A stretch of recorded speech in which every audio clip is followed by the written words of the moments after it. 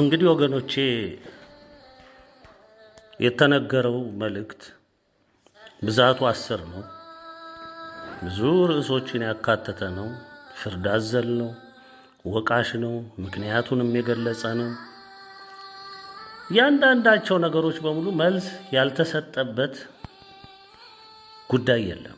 የሚዳስሰው ደግሞ መላውን ዓለም ነው። መልእክቱ በሙሉ የሚዳስሰው ዓለምን ነው የሚዳኘው። መጻኢውንም ሁኔታ ይናገራል። እየተከናወነ ያለውንም ጥፋት ይገልጻል። የሚመጣውንም ዘመን ምን እንደሚሆን በግልጽ ያስቀመጠ መልእክት ነው። መልእክቱ የወጣው ከእግዚአብሔር መንፈስ ቅዱስ ከራሱ ፈቃድ እንጂ ከኛ ከምናምንቴዎቹ አገልጋይ ሁኑኝ ንገሩ ተብለን ከተላክን ከኛ ከትንንሾቹ የሚነገር ቃል ሆኖ አይደለም። እኛ ለዛ ምን በቃ ሰዎች አይደለም። እግዚአብሔር ግን ታላቅ ነን የሚሉትን ብርቱ ነን የሚሉትን አዋቂ ነን ጠበብት ነን ከኛ በላይ ማንም የለም የሚሉትን ያሳፍር ዘንድ ምናምንቴውን ነው የሚመርጠው። ይሄ ደግሞ በቃሉ የምታውቁት ነገር ነው። ስለዚህ እንደኛ አይነቶቹን አናሳዎች ምናምንቴዎች መረጠና ቃሉ እንዲነገር አደረገ። ብዙ ደብዳቤዎች 178 አካባቢ ጠጉ ሀገሮች በሙሉ ደብዳቤው ደርሷቸዋል። ለራሳቸው በየመንግስታቸው ዕጣ ፈንታቸው የመላው ዓለምን ዕጣ ፈንታ ደግሞ በየአገሩ እንዲሁ ተከፍሎ በመልእክት 3 ላይ ተነግሯል። ያው የተነገረው እንደገና በደብዳቤ ላይ ያንዳንዳቸው ደርሷቸዋል።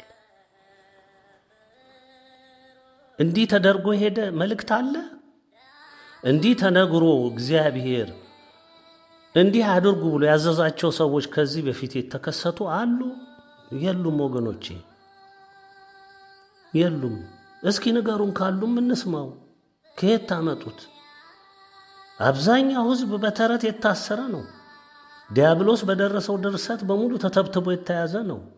ዲያብሎስ በተለያየ ድርሰቱ ካቶሊክ፣ ፕሮቴስታንት ሺምንተ ሺምነት ፈጥሮ የካህዲዎችን መጠራቀሚያ እንዲሆንለት ደግሞ ተረት ያሳዘላቸውን ደግሞ እስላሞችን ፈጥሮ ጣዖት የሚያመልኩትን እነ ሽንቶይዝም እነ ምኑንም እንስሳ ምንም የሚያመልኩትን እንዲሁ ፈጥሮ በድርሰቱ ተብትቦ የዓለምን 99% ህዝብ በየቋቱ ውስጥ ከቶ እንደ ዳማ ሲጫወትባቸው የሚታይበት ዓለም ነው። እንግዲህ እኛ ነን እንግዲህ በዚህ ሰዓት መርዶ ነጋሪ ተብለን አዲስ እምነት አምጪ ተብለን የጠፉ ያበዱ የቀወሱ ተብለን አልፎ ተርፎ በስድብና በዛቻ በማዋረድ ብቻ ሳይሆን የኛው ቤተሰብ የሆኑትን እየታነቁ እንደ ዶሮ እየተቀጠቀጡ እየታረዱ እየተገደሉ የገዛ ቤተሰቦቻችንን ገብረን ነው እዚህ የደረስነው። በስር የተንገላቱትን ቁጥር ስፍር የለውም። የተሳደዱት ቁጥር ስፍር የለውም። የተገደሉትም እንደዛው።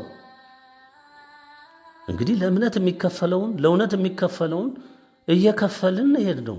ይህ ሁሉ ግን እኛ ያደረግነው በእውቀት ለመግለጽ አይደለም።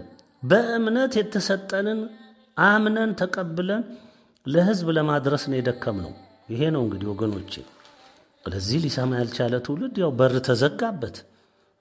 በቃ አልሰማ ስላለ እኛም 20 ዓመት ጮህን፣ አልሰማ አለ። እግዚአብሔር በሩን ዘጋ። ከዚህ በኋላ 1000 ጊዜ ስለ ትንቢት ብታወሩ፣ 1000 ጊዜ የቀደመውን ብተረትሩት፣ 1000 ጊዜ ብትቀልሱት ብትመልሱት ምን ይፈይድላችኋል? ምን ይፈይዳል? ቢወራ ቢነገር በዘመኑ በሰዓቱ ቢሆን ኖሮ ልክ ነው። ብዙ ህዝብ ይድንበት ነበር። ብዙ ህዝብ ንስሐ ይገባ ነበር። ብዙ ህዝብ ወደ እግዚአብሔር ጉያ ይሰበሰብ ነበር። በር ከተከረቸመ በኋላ ዛሬ የምታወሩት በብዙ ቦታ እንሰማለን። ፍልስፍናው፣ ክርክሩ፣ ጭቅጭቁ በየቦታው ብዙ ነገር እንሰማለን። ምን ትርጉም አለው? ስለኛ ድምጽ ደበቃችሁት አልደበቃችሁት፣ ሸፈናችሁት አልሸፈናችሁት፣ አቅጣጫ አስቀየራችሁ አላስቀየራችሁ፣ ምንም የምታመጡት ነገር አለ? ምን የምትለውጡት ነገር አለ? ምን የሚቀንስላችሁ ነገር አለ? እግዚአብሔር ከወሰናት ቀን የሚያልፍ ነገር የለ። ወሰነ ነው። የወሰነው ቀን ይፈጸማል፣ አይቀር። ስለዚህ አልሰማ ያለ ትውልድ ስለሆነ እንግዲህ እግዚአብሔር ጀምሮታል። በዚህ ምክንያት ነው እንግዲህ እግዚአብሔር እያዋረዳቸው ቅድሚያ የውርደት፣ የቅሌት፣ የሞት ፍርድ መሸከማቸውን በግልጽ ለአደባባይ ለብርሃን እያሰጣቸው የመጣው በዚህ ነው። አንድ ነገር ከመፈጸም በፊት ለትዕቢተኛ፣ ለከሃዲ፣ ለማያምን፣ ለጠማማ ትውልድ ቅድሚያ ውርደትን፣ ቅሌትን እንዲለብስ ይደረጋል። ከዚያ መፈጸሚያ ሞቱን በስቃይ እንዲጨልጣት ይደረጋል። እግዚአብሔር ቅድሚያ የተሰወረውን የጨለማ አሰራር ወደ ብርሃን አውጥቶ አስጥቶ ለአደባባይ ዘርግቶ የሚዳኝበትንም የፍርድ ሂደት በግልጽ አሳይቶ ከዚያ የመደምደሚያውን እርምጃ ይወስዳል። የሚወስደው እርምጃው የከፋም ይሆናል። ወገኖቼ እስኪ ልብ ብላችሁ ተመልከቱ። ይሁት እስቲ በሀገራችን በኢትዮጵያ በቅርብ ዓመታት የተቋቋመ የማኅበረ ቅዱሳን የተባለ ድርጅት በመሰረትም ለተወሰነ ጊዜ እንደታሰበለት ለጥቂት ዓመታት ቢሄድም ሐዲዱን እንደሳተ ባቡር ከመስመሩ ወጥቶ ፍጹም የጠላት መሳሪያ መሆን ከጀመረ ይኸው ቆየ። የተመሰረተው ለበጎ፣ አሁን እየሰራ ያለው ደግሞ ለጥፋት። አባቶቻችን እንዲህ አይነት ድርጅት ሳይኖራቸው በሺህ የተቆጠሩ ዘመናትን ከእግዚአብሔር ጋር አልኖሩም ወይ? አልኖሩም? ድርጅት ነበር ያስፈለጋቸው? አልተነጋገሩም ወይ?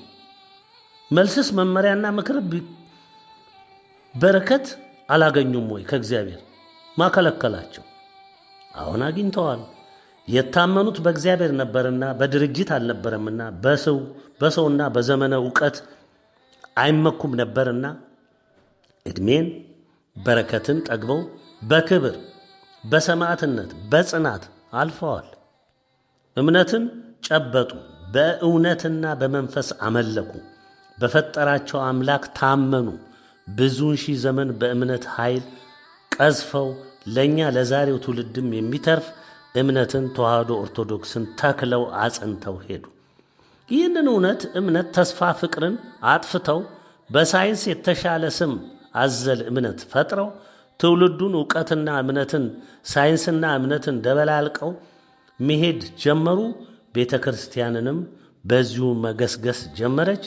የዚህን ጥፋት መንገድ አመላካች የሆነው ማኅበረ ቅዱሳን፣ በእኛ ግን ማኅበረ እርኩሳን አጠራር ማኅበረ እርኩሳን ዋናው አጥፊ ሆነ። የዚህ ዘመን ወጣቱም በሙሉ በተለይ ተማርኩ የሚለውን ቀይዶ ያዥ ሆነ። ለጠላትም አሳልፎ ሰጠ። ዛሬ በትምህርት በእውቀት ስም ተተብትቦ የተያዙ ፊደል የቆጠሩ ሕዝቦች ቁጥር ስፍር የላቸውም። ወገኖቼ ዛሬ በበረሃ እምነትን መሰረታቸው አድርገው ቀደም በስጋው ገበያ የጨበጡትን ዶክተር፣ ፕሮፌሰር፣ ፓይለት፣ ኢንጂነር የሚለውን ወዲያ ብለው ጥለው በእምነት ጽናት ወደ እግዚአብሔር ገሰገሱ፣ ሄዱ። በእርግጥም አገኙት። ዕውቀቱ የጫነባቸውን መንፈሳዊ ዕውርነት ጣሉት። ዛሬ እምነታቸው አስቀድሞ እግዚአብሔርንም አገኙት። እምነት ቀድሞ በእምነት ሁሉ ነገር እንደሚከናወን ታምኖ ካልሆነ በስተቀር ቀላቅሎ አዋቂ ነኝ፣ ሊቅ ነኝ፣ ትንተና፣ ፍልስፍና፣ እነዚህ ሁሉ በእግዚአብሔር ፊት ምንም አይነት ስፍራና ቦታ የላቸው። እንግዲህ ዛሬ ቤተ ክርስቲያን ያፈረሰ ማን ነው? ማን ያፈረሰው ብንል ግልጽ ሆኖ የምናየው በዋናነት የካቶሊክ ምሩቃን የሆኑ የቴዎሎጂ ኮሌጅ ምሩቆች ሲሆኑ እነሱም የተለያየ ትንታኔ እየሰጡ ሳይንሳዊ የቤተ ክርስቲያን መሰረትን ንደው ካቶሊክ፣ መናፍቅ፣ ሌላም ቅባት፣ ጸጋ፣ ተሐድሶ እያሉ ምዕመኑን ቀስ በቀስ ከአባቶቹ መሰረት እንዲነቀል አድርገዋል። ከነዚህ ተጠቃሽ ውስጥ ዋናው ደግሞ ማኅበረ ርኩሳን ነው። ልብ በሉ። በቤተ ክርስቲያን በውስጧ ገብተው አንዲቷን መሰረታዊ እምነቷን እንዳናጉ ተመልከቱ። ከዚህ በላይ የከበደ ወንጀል በእግዚአብሔር ፊት አለ? የለም። መላውን የቤተ ክርስቲያኒቱን አገልጋዮች ከጳጳስ እስከ ዲያቆን ዘበኛ ሳይቀር በመንግስት ሰላይነት፣ ካድሬነት፣ የደህንነት ተቀጣሪ ሆነው ነጋዴ፣ ዘራፊ ሆነው ካባውን፣ ጥምጥሙን፣ አይከኑን፣ ቀሚሱን በአይነት ለብሰው አባ ሊቃውንት መምህር እከሌ ተብለው የከበሩ አባቶቻችንን ስም በዳቦ ስምነት ደርበው መስቀላቸውን እያወዛወዙ አለ ሀፍረት በድፍረት ዘምተው ይታያሉ። ይህንንም በግልጽ በማስረጃነት እያያችሁ አይደለም? አዎ። ውርደታቸው አልቀደመም? አዎ። የቤተ ክርስቲያኒቱን መልካም የተባሉ ስለ ሥርዓቱም ስለ ሕጉም ያውቃሉ የሚባሉትን እየመረጡ በስውር እያስገደሉም መቀመጫቸውን ሲያደላድሉ እያየን ነው። ይህስ አይደለም? ሙሉ በሙሉ የዛሬው ገዢ በቤተ ክርስቲያን ላይ አዛዥ ናዛዥ ሆኖ የተመረጡ ዕቃዎቹን ተክሎ በግልጽና ባልተከለለ ማንነት የምንፍቅና የኩትልክና ተክሉን እየተከለ የፖለቲካ አሰራርን አስፍኖ ጳጳሳቱም በተዋረድ ያሉትም ሁሉ ዘረኝነትን አንግሰው ለሚፈጸመው መንግስት መር የማጥፋት ዘመቻ ቡራኬ ሰጪ ሆነዋል። አይደለም? ይሄስ የረቀቀ ካቶሊክና የመናፍቃን የእስላሙ ዘመቻ በዋና ዋና መንግስታትና የስለላ ተቋሞች በመደገፍ የከፋ ጥፋት በአገራችንም በመላው ዓለምም እየተከናወነ ነው። እንዲህ ሆነው ሊኖሩም የጨለማ ተስፋ ሰንቀዋል። ይህን አይታያችሁም ወይ? እኛ በዚህ መግለጫ ሁሉ ለመዘርዘር አይደለም፣ ለማስታወስ ያህል ብቻ ነው ወደ ኋላ ያለውን እያነሳን ያለ ነው። ውርደታቸው ከየት ተነስቶ ወዴት እየዘለቀ እንዳለ በእምነት ለማያዩ ወገኖቻችን የእግዚአብሔርን የፍርድ አመጣጥና አፈጻጸም በግልጽ እንዲያስተውሉ ለማስታወስም ነው፣ ለሳቱ ሁሉ ለመንገር ነው እንጂ እኛ ከእንግዲህ ወዲህ ይሄ ይመጣል ይሄ አይመጣም አይደለም። ከተጻፈው ውጪ የሚሆን ነገር ስለሌለ ከእግዚአብሔር የወጣችው ቃል ሁሉ ስለምትፈጸም ዓለም ከኢትዮጵያ ዓለም ብርሃን መልእክታት የበለጠ ጠላት የለኝም ብሎ ደምድሟል። በአቋምም ጸንቷል። ይሄ ደግሞ የኛ መንግስት ብቻና የኛ አገር ህዝብ ብቻ ሳይሆን ሁሉም ነው ዘማቹ። በመሆኑም ዘርፈ ብዙ ዘመቻ በግልጽም በስውርም ይካሄዳል። በተለይ ያሁኑ ዘዴ መስሎና ተመሳስሎ የተዛባ የማይገናኝ ትንታኔ ምሁራዊ ሽንገላ እያካሄደ ያለበት ጊዜ ላይ ደርሰናል። እምነትን የማስጣል ስልት በመከተል እንደ ችኩል ጅብ ትውልዱ ቀንድ ነክሶ ከዋናው እውነት አይኑንም ጆሮንም ሐሳቡንም እንዲያነሳና መጨበጫ መያዣ የሌለው በእውቀት ስም በምሁርነት ስም የደነቆሩትን ስብከትና ፕሮፓጋንዳ እያዳመጠ በድንዛዜ ተሸብቦ ማለቂያ ወደ ሌለው ወደ ጨለማ እየሄደ ነው። ይህ የዲያብሎስ ዘዴ የሰራላቸውም ደግሞ ይመስላል። ባያዛልቅም ማምሻም ዕድሜ ነው ብለው እየሄዱበት ነው። እስቲ ወገኖች ትንቢተ ሕዝቅኤልን ምዕራፍ 9 ላይ ያለውን የእግዚአብሔር ኃይለ ቃል እንላስታውሳችሁ። እርሱም እያንዳንዳቸው የሚያጠፋ መሳሪያን በእጃቸው ይዘው ከተማይቱን የሚቀስፉ ይቅረቡ ብሎ በታላቅ ድምፅ በጆሮዬ ጮኸ። እነሆም እያንዳንዳቸው አጥፊው መሳሪያ በእጃቸው ይዘው 6 ሰዎች ወደ ሰሜን ከሚመለከተው ከላይኛው በር መንገድ መጡ። በመካከላቸውም የበፍታ ልብስ የለበሰ የጸሐፊም ቀለም ቀንድ በወገቡ የያዘ አንድ ሰው ነበረ። እነርሱም ገብተው በናሱ መሠዊያ አጠገብ ቆሙ። የእስራኤልም አምላክ ክብር በበላዩ ከነበረበት ኪሩብ ተነስቶ ወደ ቤቱ መድረክ ሄዶ ነበር። በፍታም የለበሰውን የጸሐፊውንም ቀለም ቀንድ በወገቡ የያዘውን ሰው ጠራ። እግዚአብሔርም በከተማይቱ በኢየሩሳሌም መካከል እለፍ፣ በመካከሏም ስለተሠራው ርኩሰት ሁሉ በሚያለቅሱና በሚተክዙ ሰዎች ግንባር ላይ ምልክት ጻፍ አለው። እኔም እየሰማሁ ለሌሎቹ እርሱን ተከትላችሁ በከተማይቱ መካከል እለፉ፣ ግደሉም፣ ዓይናችሁ አይራራ፣ አትዘኑም። ሽማግሌውና ጎበዙን፣ ቆንጆይቱንም፣ ሕፃናቶቹና ሴቶቹንም ፈጽማችሁ ግደሉ። ነገር ግን ምልክቱ ወዳለበት ሰው ሁሉ አትቅረቡ፣ በመቅደሴም ጀምሩ አላቸው። በቤቱም አንጻር ባሉ ሽማግሌዎች ጀመሩ። እርሱም ቤቱን አረከሱ፣ በተገደሉትም ሰዎች አደባባዮቹም ሙሉ ውጡ አላቸው።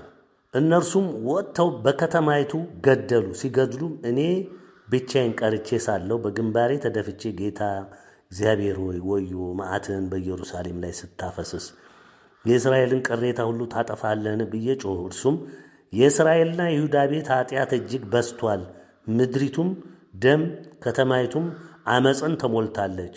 እነርሱም እግዚአብሔር ምድሪቱን ትቶአታል፣ እግዚአብሔርም አያይም ብለዋል። እኔም ደግሞ በዓይኔ አልራራም አላዝንምም፣ መንገዳቸውንም በራሳቸው ላይ እመልሳለሁ አለኝ። እነሆም በፍታ የለበሰው የቀለም ቀንድም በወገቡ የያዘው ሰው ያዘዝኸኝን አድርጌአለሁ ብሎ በቃሉ መለሰ ይለናል።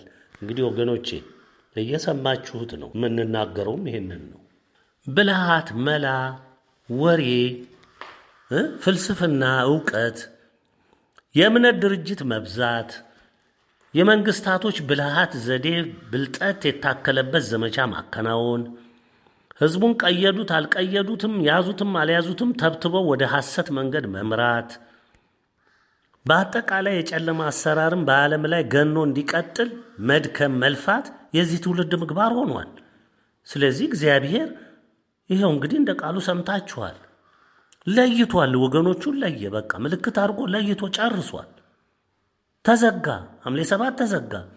የተዘጋው እኮ ምልክት አድርጎ ስላለቀ እኮ ነው።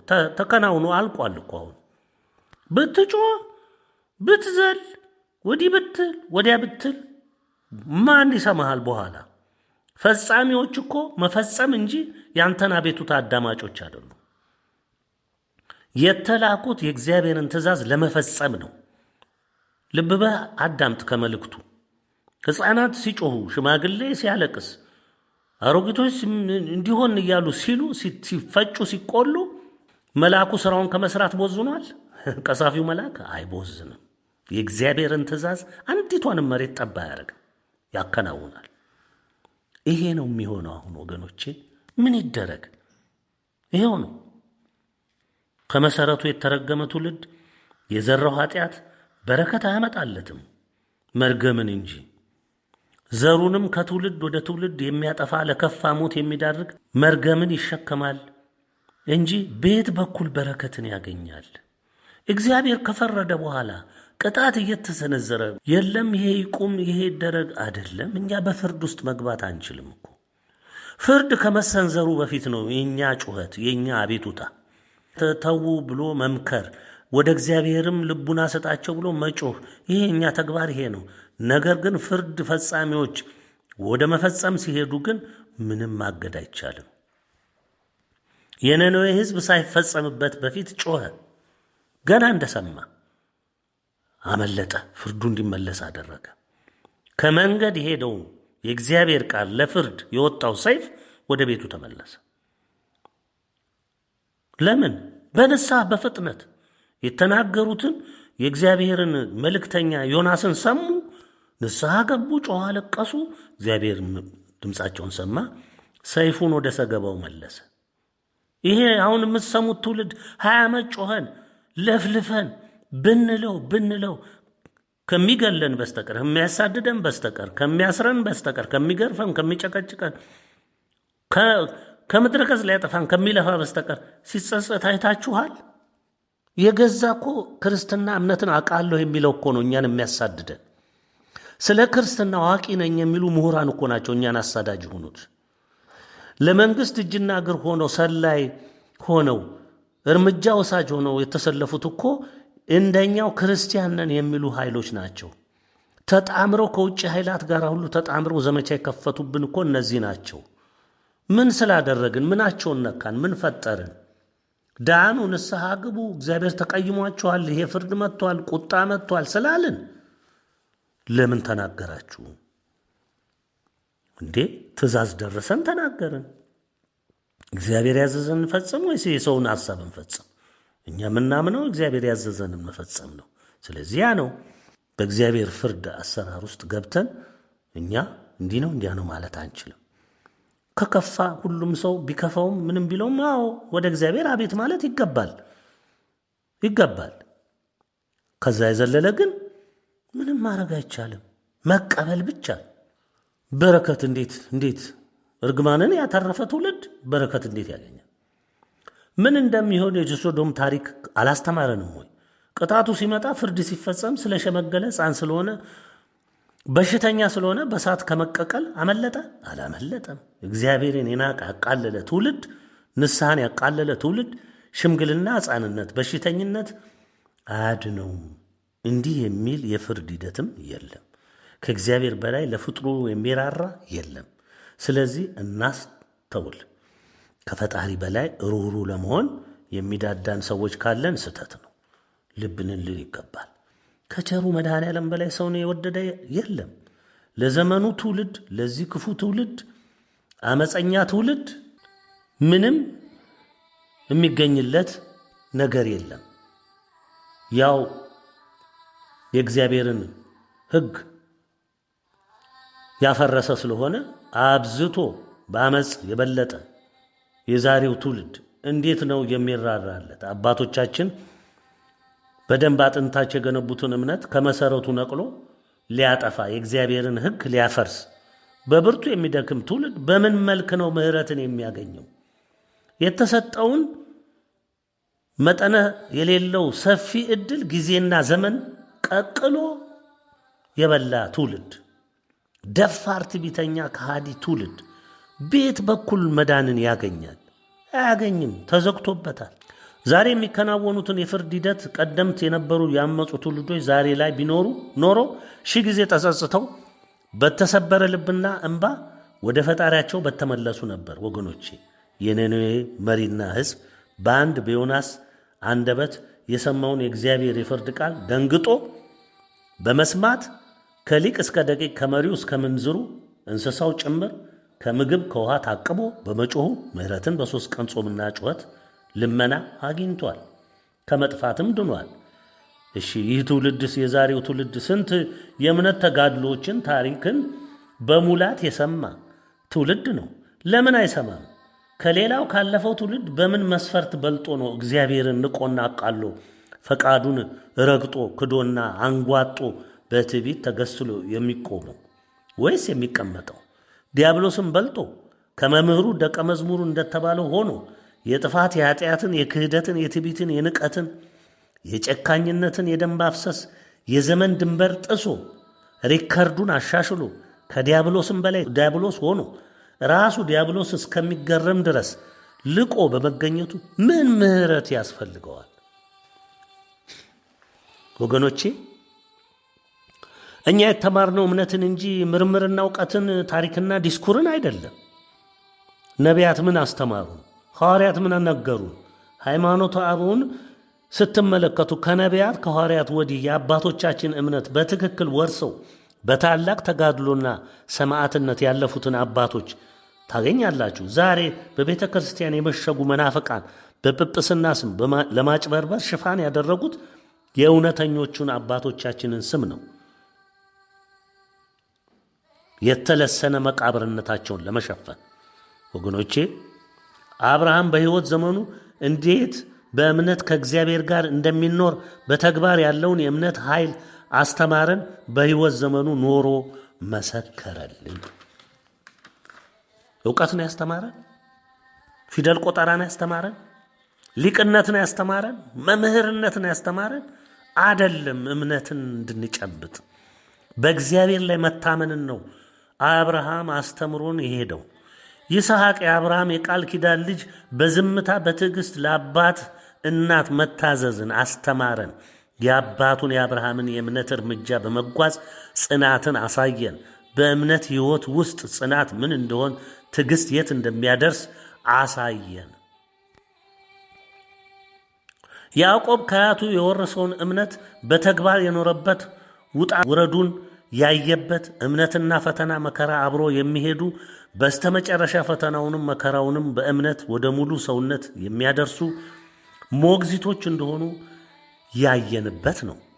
በእምነት ጉዞ ውስጥ ስለ እምነት የሚከፈለው ዋጋ በእግዚአብሔር ፊት የከበረ ነው። በረከትንም ምስጋናንም የሚያስገኝ ነው። ይህንንም ያዕቆብ አግኝቶት ጨብጦት ከብዙ ተጋድሎ በኋላ የጨበጠውን እውነት በእግዚአብሔር ቃል ላይ ሰምተናል። ርብቃ የወለደቻቸው መንታዎች ቢሆኑም ቀደም የወጣው ኤሳው በመሆኑ ታላቅ ነው። ያዕቆብ ተከትሎ የወጣ በመሆኑ ታናሽ ነው። የእናት ልብ ያረፈው ደግሞ በያዕቆብ ላይ ነው። ኤሳው አዳኝ ሆኖ ያደገ ውሎ በጫካ የነበረ ሰው ነው። የቤተሰብን ምግባር እምነት ለመውረስ መሰረታዊውንም ትምህርት እንኳን ያልጨበጠ በማለዳ ወጥቶ በምሽት የሚገባ ነበር። እንዲህም ቢሆን አባቱ ይስሐቅ ይወደው ነበር። ርብቃ ግን ከያዕቆብ አኳያ አታየውም ነበር። ያዕቆብ የእናቱን ፍቅር ያተረፈው ከስሯ የማይጠፋ የሚታዘዛት አባቱን ይስሐቅን ማስደሰት የሚቻለው በምን እንደሆነ ምግባሩን እንዲወርስ ታስተምረው ነበር። ሕገ እግዚአብሔርን በሚገባ አስጨብጣው ነበርና ማክበርን፣ ትህትናን፣ ፍቅርን፣ ትዕግስትን፣ እምነትን እንዲጨብጥ አድርጋ ቀርጻ ነበርና አተረፈ።